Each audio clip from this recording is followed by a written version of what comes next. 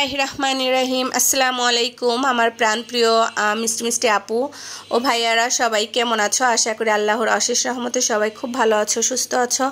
आलहामदुलिल्लाह Ameo भालो आछि। सकाले घुम थेके उठेई मेयेके निये बेर हये पड़छि, स्कुले जाচ্ছি। तो बड़ो मेयेर आजके स्कुले मुजिब निये बंगबंधु शेख मुजिबुर रहमानेर एकटा मेला होबे। तो आमि पुडिंग तैरि करे मेयेके दिये स्कुले दिये चले आसलाम। चले एसे आजके मध्यबित्त परिवारेर बौरा जेभाবে तादेर ड्रेसिंग टेबिलटा गुछिए राखे सेई भिडियोटा आजके तोमादेर साथे शेयार करछि। आशा करी तोमादेर भालो लागबे आर भालो लागले अवश्यई लाइक दिये भिडियोटी देखे निबे। आर एदिके एई जे आमि प्रथमे देखतेई पाচ্ছো आमार बाच्चादेर मेकआपेर जे प्रोडक्टगुलो आछे सेगुलो आमि एभाবে साजिए रेखेछि। तो कन्सिलार तारपरे जे पारफिउम बीबी फेयर एंड लाभली बीबी जे क्रीमटा व्यवहार करे सेटा और एखाने जे जेई लिपस्टिकेर प्रोडक्टगुलो आछे सेगुलो रेखे दिएছে। आसले मेकआप आमि सेभाবে करी ना और मेकआपेर आइटेमगुलो आमि ओइभाবে चिनि ना।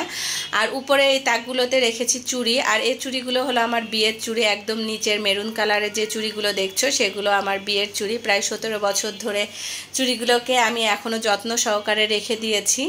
तो ये कर्नारटा साजिए तारपर आमी चले आसबो साइडे जे कर्नारगुलो आछे सेटा साजिए निब। तो एखानटाते मूलत आमी लोशन क्रीम एगुलो रेखेछि। और এই যে অর্নামিক্সের যেই আমি একটা বক্স কিনেছি সেটাতে এখন আমি যে অর্নামিক্সগুলো আছে সেগুলো সাজিয়ে রাখবো।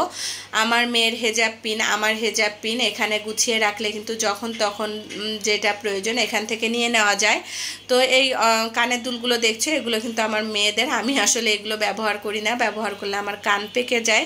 তো যাই হোক এসব গুছিয়ে রেখে তারপরে আজকে আর কোনো রান্না বাড়া তোমাদের সাথে শেয়ার করব না। তো আমার ড্রেসিং টেবিল গুছানোর ট্যুরটা একটু শেয়ার করছি। আর এখানে তোমাদের ভাইয়া আমার জন্য থাইল্যান্ড থেকে সানগ্লাসটা এনেছিল। তো এই সানগ্লাসটা আসলে আমার পরা হয়নি, এভাবেই পরে আছে। তো এটা ময়লা হয়ে যাচ্ছে বলে আমি এই যেই একটা ব্যাগে এনেছিল সে ব্যাগটাতেই রেখে দিচ্ছি যাতে ময়লা না হয়ে যায়, পরবর্তীতে আমার মেয়েরা ব্যবহার করতে পারবে। তো এই তো আমার ড্রেসিং টেবিলটা কথা বলতে বলতে গুছিয়ে নিলাম। কেমন হয়েছে অবশ্যই সবাই জানাবে। আর এখন পাউরুটি দিয়ে একটা পুডিং তৈরি করব আর সেই পুডিং রেসিপিটাই তোমাদের সাথে শেয়ার করব। তো এখানে আমি পাউরুটি, দুটো ডিম আর গ্রাম থেকে যে দুধ এনেছিলাম সেটা ঘন করে চিনি দিয়ে জাল করে নিয়েছি। আর পাউরুটি দিয়ে এখন ব্লেন্ড করে নিব। তো পাউরুটি দিয়ে ডিম দুধ দিয়ে ব্লেন্ড করে নিয়েছি, নিয়ে তারপরে এখানে আমি যেই বাটিতে পুডিংটা তৈরি করব সেটাতে একটু ক্যারামেল তৈরি করে নিচ্ছি। পাউরুটি ডিমের পুডিং যে এখনও খাওনি সে অবশ্যই ট্রাই করে দেখবে, এতটা মজা যে বারবার তৈরি করে খেতে ইচ্ছা করবে। আর এই পাউরুটি ডিমের পুডিংটা কিন্তু খুব দ্রুত তৈরি হয়ে যায়, বেশি একটা সময় লাগে না। তো এখানে যে আমি ক্যারামেলটা তৈরি করে রেখেছি সেখানটাতে আমি যে ব্লেন্ড করে পাউরুটি ডিম চিনি একসাথে করে রেখেছিলাম সেটা ঢেলে দিলাম। আর একটা পাত্রে পানি গরম করে একটা স্ট্যান্ড বসে স্ট্যান্ডের উপর আমি বাটিটা দিয়ে এখানে আমি ঢাকনা দিয়ে ঢেকে দিব। আর ঢাকনার যে ছোট্ট একটা ফুটা আছে সেটা আমি ফ্ল্যাপ করে দিলাম এই মশলাটা দিয়ে। তো এই যে আমার কিন্তু বেশি সময় লাগেনি, আধা ঘন্টারও কম সময় লেগেছে। আর এই তো তৈরি হয়ে গিয়েছে পাউরুটি ডিমের ক্যারামেল পুডিং। অবশ্যই ট্রাই করে দেখবে, এতটা মজা মুখে লেগে থাকবে আর বাচ্চারাও খেতে খুব পছন্দ করবে। আর অল্প সময়ে পুডিংটা তৈরি করে নেওয়া যায়। তো এই যে দেখতেই পাচ্ছ এখন একটু খেয়ে নিব, খেয়ে তারপরে এটা সন্ধ্যার নাস্তার জন্য তৈরি করা হয়েছে। তো দুপুরবেলায় তৈরি করে রেখেছি, বাচ্চারা সন্ধ্যার সময় বলবে নাস্তা খাবো, সেই জন্য চিন্তা করলাম আজকে পুডিংটা তৈরি করে রাখবো। তো রান্না বাড়া আর তোমাদের সাথে শেয়ার করব না, তাহলে ভিডিওটা কিন্তু অনেক বড় হয়ে যাবে। আর এত বড় ভিডিও আমার আপুরা পছন্দ করে না, সেই জন্য চেষ্টা করি যতটা ছোট ভিডিও তোমাদের সাথে শেয়ার করা যায়। আর এই যে দুপুরে খাওয়া দাওয়া করতে পারিনি, নামাজ কালাম পড়ে ছোট মেয়েকে নিয়ে বের হয়ে পড়লাম। তো ছোট মেয়েকে নিয়ে কোচিংয়ে যাচ্ছি, ওর ইংরেজি যে কোচিংটা সেখানে যাচ্ছি।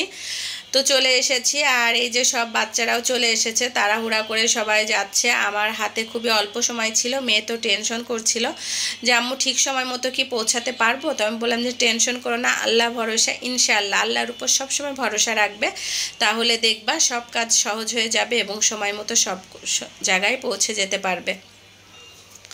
তো সবসময় মেয়েকে নিয়ে ইনশাল্লাহ বলে বের হই। আর আল্লাহ তাআলার অশেষ রহমতে আমি কিন্তু ঠিক সময় মতোই পৌঁছে গিয়েছি, মাত্র 5 মিনিট সময় বাকি ছিল। আমার মেয়ে ভিতরে চলে গেল আর আমি এখানে বসে বসে এতটা ঘুম আসছিল যে বলে বোঝাতে পারবো না। মোবাইল দেখছি আর ঘুমের জ্বালা পড়ে যাচ্ছিলাম। 1.5 ঘন্টা সময় আমি পার করতে যে আমার কতটা কষ্ট লেগেছে এটা বলে বোঝাতে পারবো না। তো এই যে আমার মেয়ে বের হয়ে গিয়েছে, এখন মেয়েকে নিয়ে বাসায় চলে যাব। তো আমরা মধ্যবিত্ত পরিবারের বউরা যেভাবে সংসারে সাশ্রয় করে সংসার চালিয়ে থাকি সেটাই আজকে তোমাদের সাথে ভিডিওর মাধ্যমে শেয়ার করব। আশা করি কিছুটা হলেও তোমাদের উপকারে আসবে। তো বাসায় চলে এসেছি, এদিকে মেয়েকে পড়াচ্ছি, চা খাচ্ছি, আবার নিজের জন্য ড্রেস তৈরি করছি। ঈদ চলে আসছে, বেশি একটা হাতে সময় নেই, সেজন্য চিন্তা করলাম মেয়েরও পরীক্ষা, মেয়েকেও পড়াই আর এদিকে ড্রেসও তৈরি করি। আসলে বুদ্ধি করে কাজ করলে সব কিছুই গুছানো থাকে, বেশি একটা সমস্যা হয় না। আর ওই যে নিম্ন মধ্যবিত্ত পরিবারের বউদের কথা বললাম, এটাই বোঝায় যে এই আমি 3-4টা ড্রেস নিজের হাতে তৈরি করেছি। এটা যদি আমি টেলার দোকানে দিতাম তাহলে কিন্তু আমার প্রায় 1500 টাকার মতো খরচ হতো।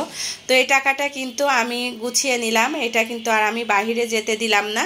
তো এই টাকা দিয়ে কিন্তু প্রায় আমার আরও 2টো ড্রেস হয়ে যায়। তো এভাবেই কিন্তু আমরা মধ্যবিত্ত পরিবারের বউরা টাকা সঞ্চয় করে থাকি বা গুছিয়ে থাকি। তো হাজব্যান্ডের পকেটে কিন্তু এভাবে টাকা আসলে আমরা খরচ করতে দিই না। তো যাই হোক, কিছুটা হলেও তোমাদের এই ভিডিওটি উপকারে আসবে আশা করি। তো আমি কিন্তু এই যে জামার প্রথমে পুট সেলাই করে নিলাম, আর এর আগে জামার সাথে যে সালোয়ারটা ছিল সেটা সেলাই করে নিলাম। সালোয়ারটা সেলাই করতে কিন্তু বেশি সময় লাগে না।